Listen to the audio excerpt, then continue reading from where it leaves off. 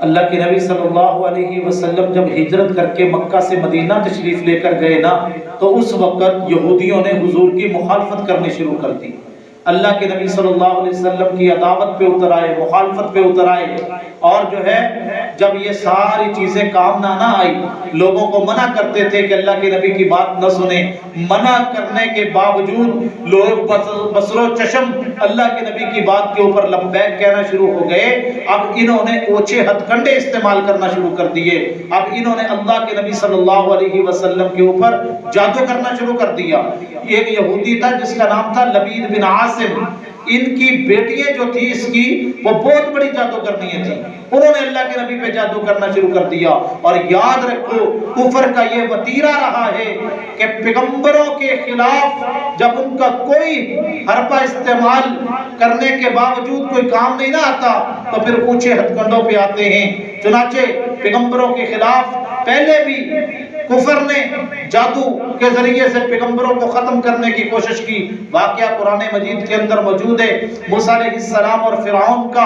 فرعون نے جب سارے ہتھ کنڈے استعمال کیے، موسیٰ علیہ السلام کی جو ہے بات کو منوانے کے اندر وہ ناکام رہا اور ان کے مشن کو ہٹانے کے اندر وہ ناکام رہا، تو اب وہ جو ہے موسیٰ علیہ السلام کے مقابلے میں 70,000 جادوگروں کو لے کے آ گیا اور میدان کے اندر کھڑا کر دیا۔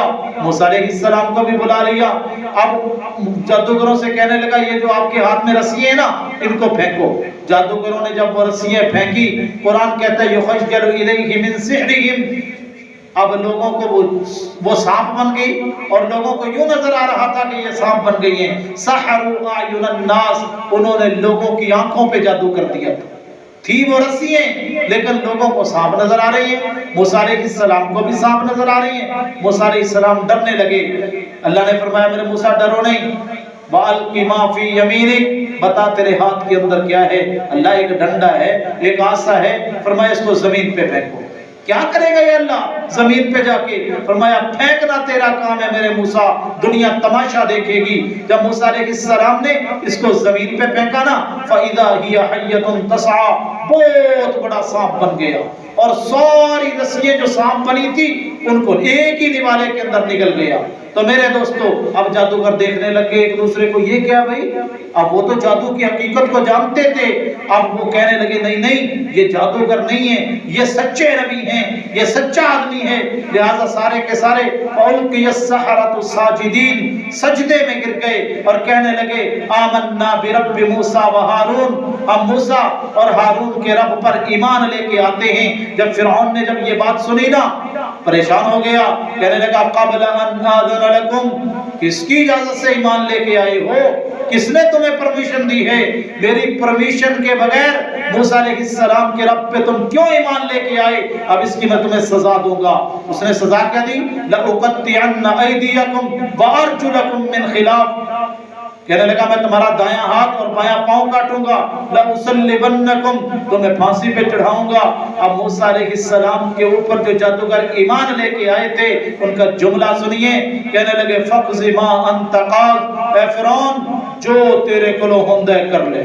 چنانچہ یہ کفر کا وتیرہ رہا ہے۔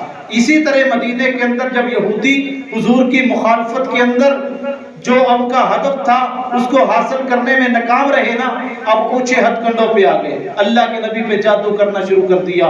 گرے لگا کر لبید بن عاصم نامی یہودی کی بیٹیوں نے اللہ کے نبی پہ جادو کیا، تو اللہ نے اس جادو کے توڑ کے لیے حضور کو 2 صورتیں دی، ایک سورۃ الفلق ایک سورۃ الناس۔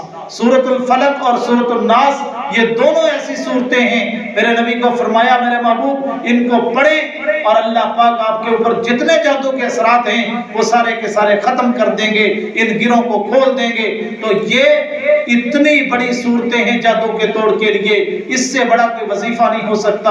اسی لیے میں کہتا ہوں اگر کسی کے اوپر جادو کے اثرات ہوں تو سورۃ الفلق سورۃ الناس 21 مرتبہ 7 نلکوں کا پانی لے کر آئے اس پہ پڑے، صبح عصر کے بعد اور عشاء کے بعد یہ پانی مریض کو پلایا جائے، انشاءاللہ 21 دن کے اندر اللہ مریض کو شفا عطا فرمائیں گے۔